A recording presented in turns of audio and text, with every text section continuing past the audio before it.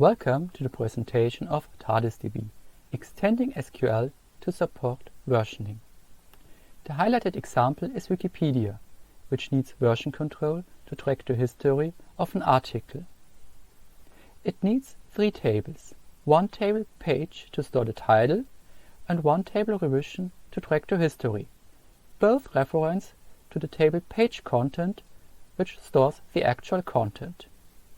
So we see version control inside of database systems needs to support referential integrity and should therefore include multiple tables within a version. We want to support implicit version control inside of database systems, and therefore we need an SQL integration as well.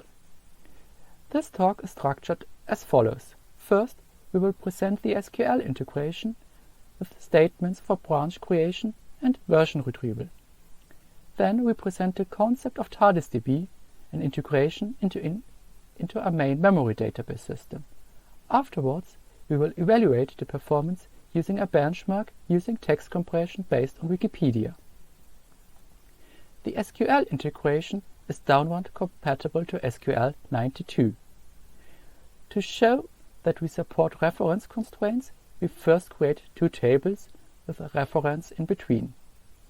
If we want to insert tuples without anything added, we say this concerns the master branch only. Then we introduce a statement for branch creation that preserves the current database state.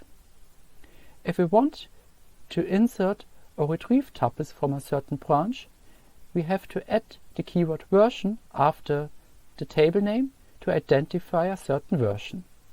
This allows querying different versions within a branch, and afterwards, if we want to delete a branch, we release memory using the statement delete branch.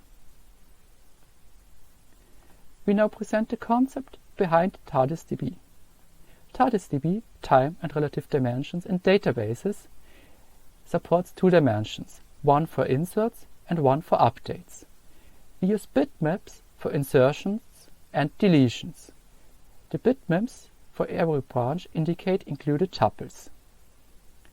We reuse multi-version concurrency control for updates. Every tuple is marked by the creator branch for table scans.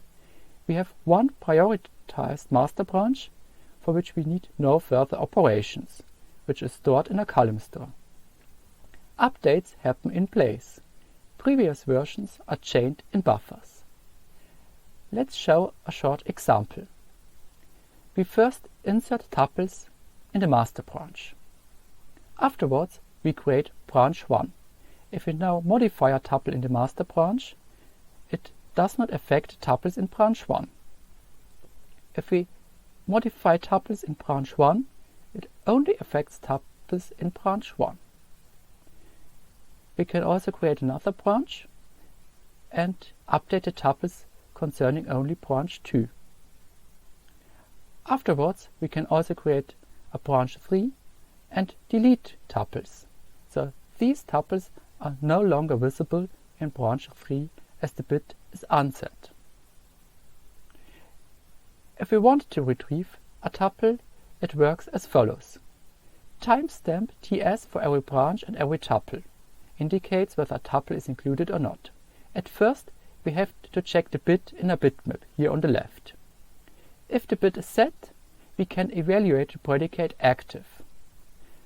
Active evaluates to true if either the branch has created the tuple itself, or it evaluates to active if an ancestor branch created the tuple before branching took place.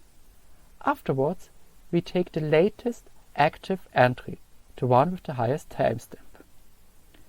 Let's have some examples. A in branch 3.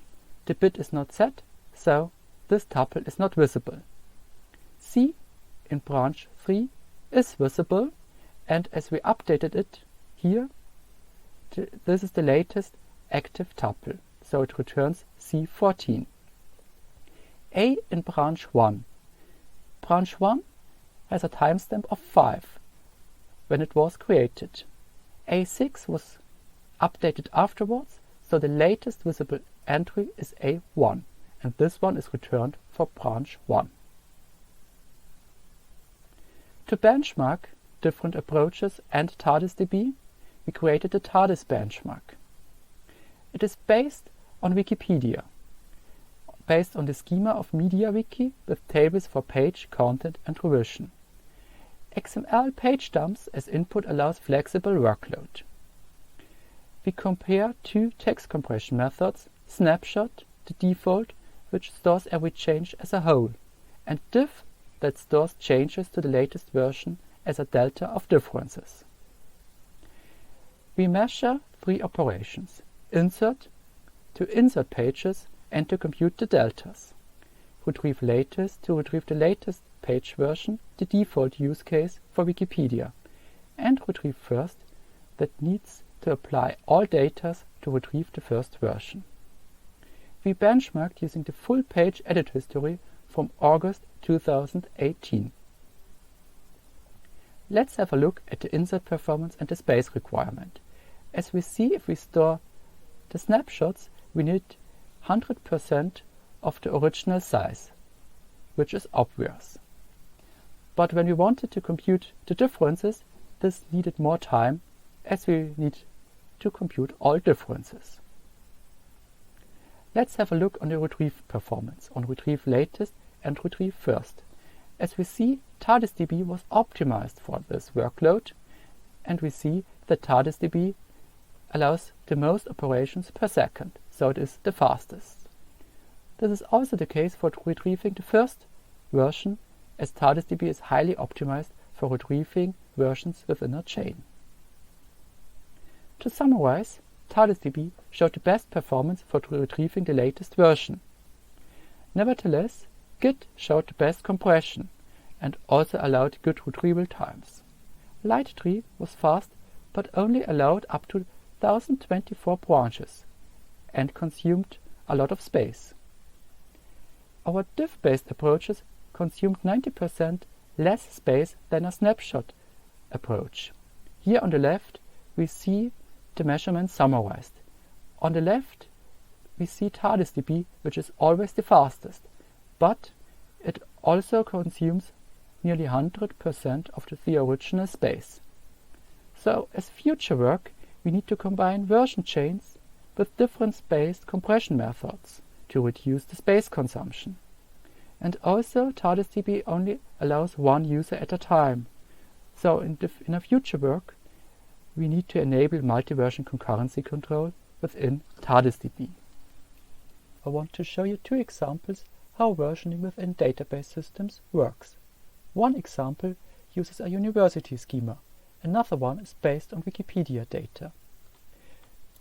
In the first example, we create one relation for lectures and one for professors that need an update every term. So we want to update the tuples on the master branch. Before each update, we want to preserve the state at the end of a semester as a separate branch. Here, we create the two relations and preserve the initial state as branch empty. Afterwards, we can fill the tables with data. In the second term, for example, we want to add a new professor together with a new lecture. So we first preserve the state of the first semester, then we can update the master branch. Afterwards, we can preserve this state again. Also, we create a branch called sabbatical for temporary changes. There we can edit the lecturer, so this concerns this branch only. The lineage of all branches is depicted in the middle. When we now query the branch sabbatical, we will see only lectures held by Russell.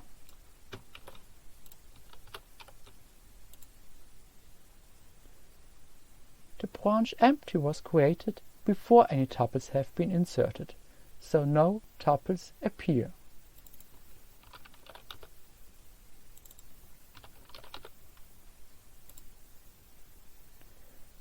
But when we query the first term only, we can see only the lectures held by Socrates.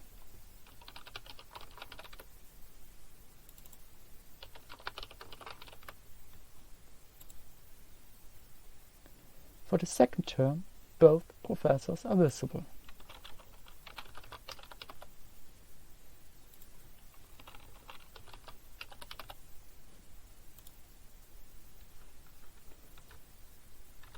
Wikipedia normally needs 3 tables, one for the page information containing the title, one for tracking the history, and one for the actual content.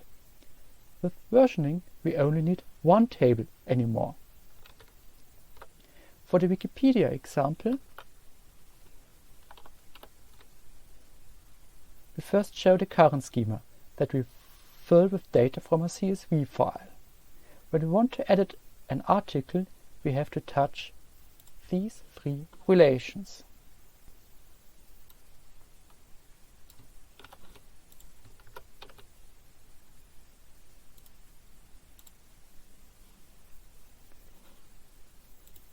In our extended SQL, 1 relation is enough. Feel free to test our database system as the link is publicly accessible. Thank you for your attention.